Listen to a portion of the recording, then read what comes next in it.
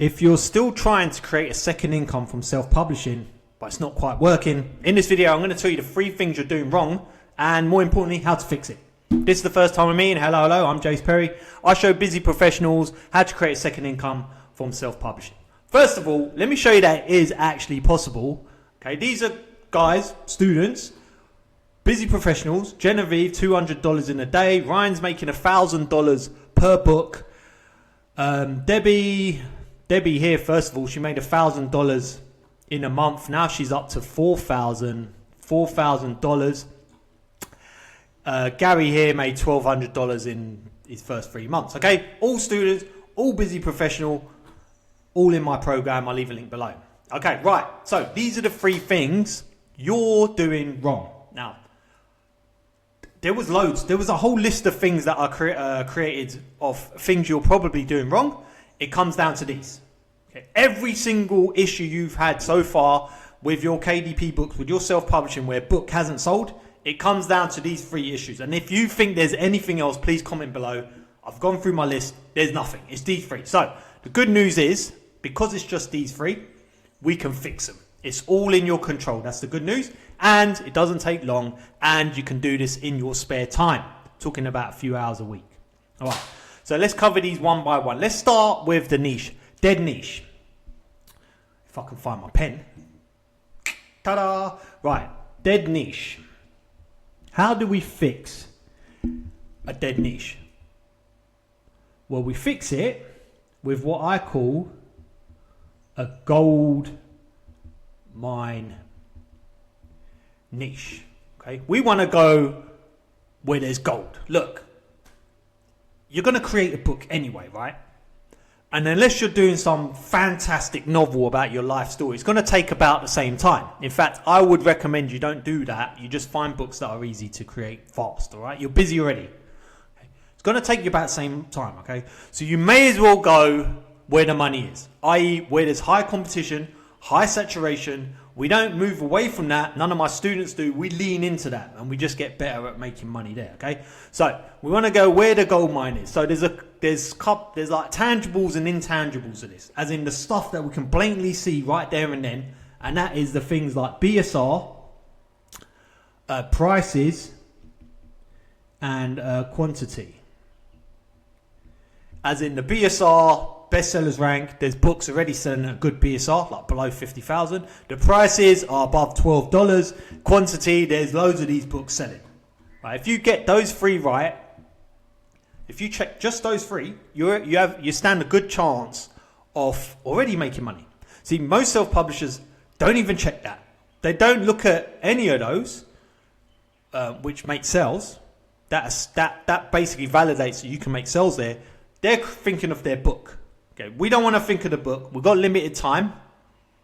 Okay, you've only got a few hours a week to produce a book. So it's better you produce a book in a gold mine niche where there's a chance of making money, as opposed to just produce a book that you want to create, something, a passion project, a hobby, that is high risk because you don't know if it's going to make money. Okay, we want to go where the money is. So those are the validators, the tangibles, stuff that we can actually see.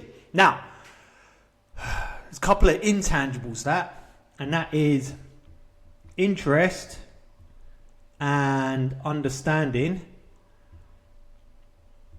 Like, how interested are you with this niche? So if you found out that there's money there, it's good BSRs, high price and book selling, are you actually interested in this?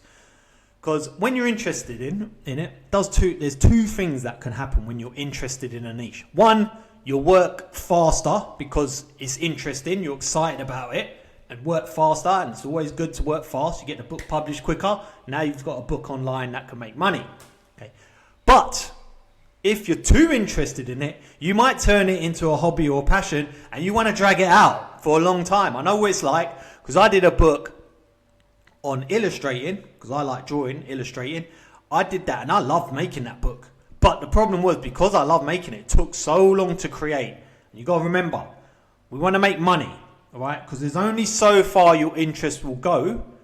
That book was great to make, but if I made that book and it took too long and I didn't publish it, I don't make money. If I took too long and I published it and it didn't make any money, then it kills my interest in doing any more like that. Okay, so we want to find that sweet spot. Interesting enough to get the book done, but not too interesting that you turn it into a hobby or passion project. Okay, the next one is understanding the customer. If you understand the customer, you will make more money. Okay? Books are selling to people. Doesn't matter how much AI you're using it. If you understand what gets them going, what gets their juices flowing, what they want, if you can understand that, and you can communicate that with your book, you're going to make money. Rule of thumb is put yourself in the position of the customer. When you're creating your book, think of you as the customer. Would you buy that book honestly? Most self-publishers, I can tell from the books on Amazon, would not buy their own book. You're talking like $15 and the book looks like shit. Let's be honest, some of them do. Just because it's AI now, just because they can do it, they're forgetting it's a human being on the other side. So put yourself in the human being's shoes.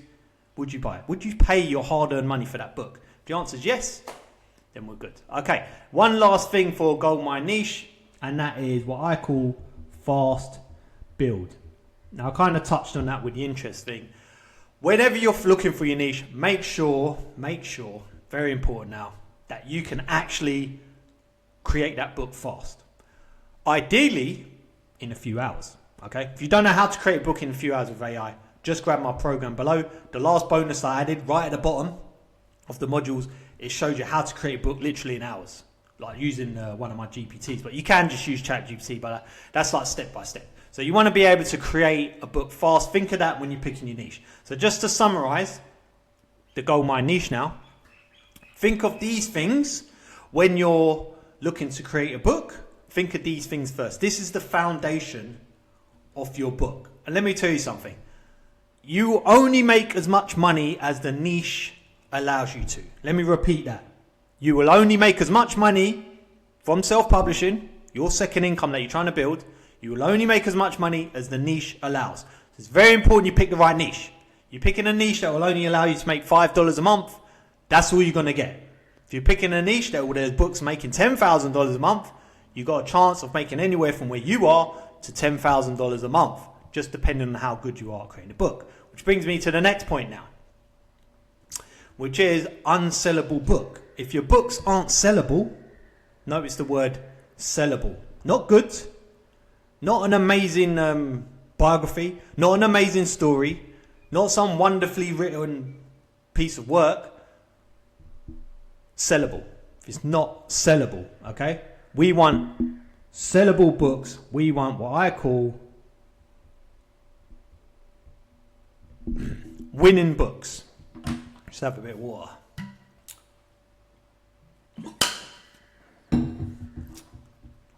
Okay, the first two things for a winning book are title and cover. Let me just talk about the title and cover.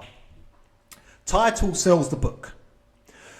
Plenty of times books sell because it's got a good title and no cover design. Right. The last books I've bought because of the title.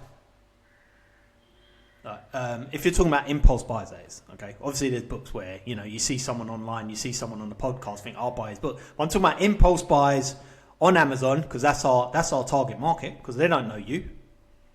Unless you got some outside traffic going to your book, you're going to grab impulse buys, right? So they're buying based on the title.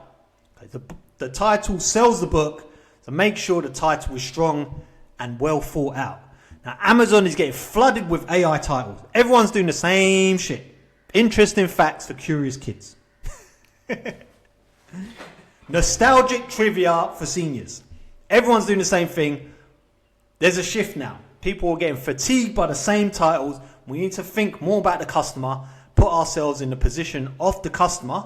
Like I said with niche, always put yourself in the position of the customer. What would gain their interest? What would make them want to buy your book based on the title? Okay, so the title sells. What does the cover do? The cover stops the scroll. The cover attracts them in so they can read the title. So that cover needs to stop the scroll. So always design your cover based on thumbnail size. What is going to stop the scroll? If it looks too complicated, they're going to scroll away. If they can't read the title straight away, they're going to scroll away. Okay? If it's not in line with the customer, as in you're doing a book for seniors, but it looks like anime or something, or you're doing a book for kids and it looks like old and too adulty, or you're doing a book for toddlers or young kids and it looks too complex, think of the customer again. Okay, so that's the cover design. Right. The next thing is what I call, how do I say this, persuasion stack. I'm just going to call it that. I call it the persuasion stack. I'm trying to think of a simpler way of saying this. Excuse me. Doing a lot of talking. I'm on one today. I'm fired up. I've had like 3 coffees. All right, persuasion stack. Once you've drawn them in with the cover, they've looked at the title. They haven't bought yet. So these are the guys on the fence. We need a bit more time to persuade them. So what do? Normally, if they're a bit interested, but they're not sure, they're going to scroll, right? They might read the description. They might scroll down to the A+ content. They might scroll down to check reviews, editorials, that sort of thing. So this scrolling, where they are, we want to stack some more persuasion on that. Right, first things first is the description and A+ content. I kind of put them both together now because I think people are just scrolling now. They might read like a little bit of description, but they're going to scroll straight down because people love scrolling, right? So the A+ content needs to be spot on. The description needs to be spot on. And the way you do that, again, is talk to the customer. Actually talk to the customer. Don't just use AI. When you write your description, you write it. Yes, you can get AI to check it. Yes, you can get AI to give you some sort of framework, okay? But you need to write it. Again, think of the customer. What does it need to say on the first line in order to convince that customer to want to read more? Not buy the book, want to read more. The longer you can keep them there, understanding the benefits of the book, the more chance they're going to buy your book, yeah? If your headline of your description is crap, if it's AI slop, if it means nothing to the customer, they're gone. Some sort of benefit, some sort of question, you just want them to say yes in their head. If it's a book about back pain, are you fed up or suffering from back pain? Yes. Blah, blah, blah. Benefits of this book. Okay, this book solves it. I'll buy it, right? Straight there on the top. Headline drags them in. Same with the A+ content. They're going to scroll. They're going to see like headlines on the A+ content. Same thing. You want to give them the benefits of the book. What's the transformation this book's going to give them? And you talk about the features as well. But remember, you're talking to a human being that wants that will spend their money if they see that it's going to provide them with something of value. Show them that value, show them the benefits and the transformations. Don't just talk features. Okay, so that's the persuasion stack. Okay, so those are the 2 things now. We've killed off 2 of the biggest problems. So you've got a really good niche that's got money in it, and it's quantifiable. You can see it's got money in it, and you're interested, and you understand the customer, and you can build a book fast. Great. Now you've got to create a winning book. You're focusing on a good title that's going to sell the book. You've got a cover that stops the scroll. Then you've got a persuasion stack for the guys who are on the fence. The last thing is the biggest problem is random publishing, because it's all good having that. But if you just do one book and then you're sitting there waiting, it's probably not going to work.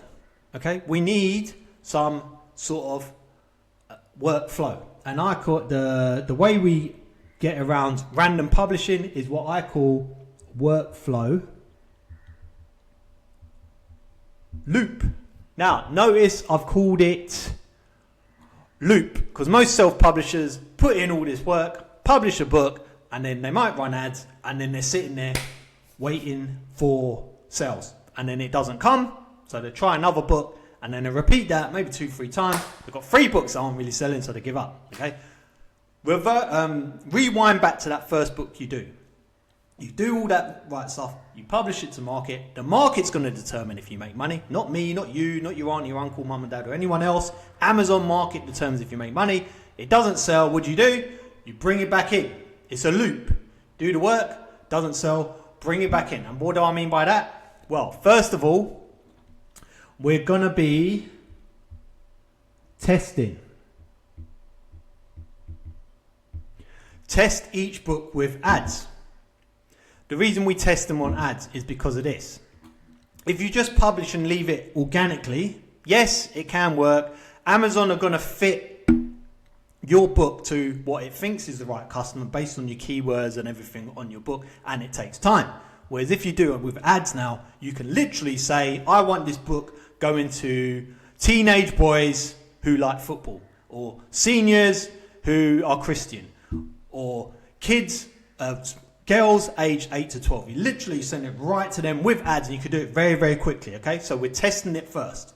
We test it. Then, two things. If it sells, good. If it doesn't sell, most likely because of this part here. First, this is the first check. If it doesn't sell, something to do with the cover, title, persuasion stack. We can always tweak it, and then we send it back in. See, it's becoming a workflow loop now, right? We're using that book, and the great thing about doing it like this is because it takes a long time to create the book, the inside of the book. Yeah, it could take hours if you follow my system. Right, but some of you might take days, might even take weeks. Okay, that bit took the longest amount of time. The last thing you want to do is send it out to publish. It doesn't sell, and you just give up on it. There's all that time and effort gone to waste. You test it, you bring it back in. You can tweak the cover and title and test it again. Okay, now you're reusing the book you've got. Save time, which is what you want to do, right? Save time. Okay, and the next thing is part of the workflow loop is what I call a publish rhythm.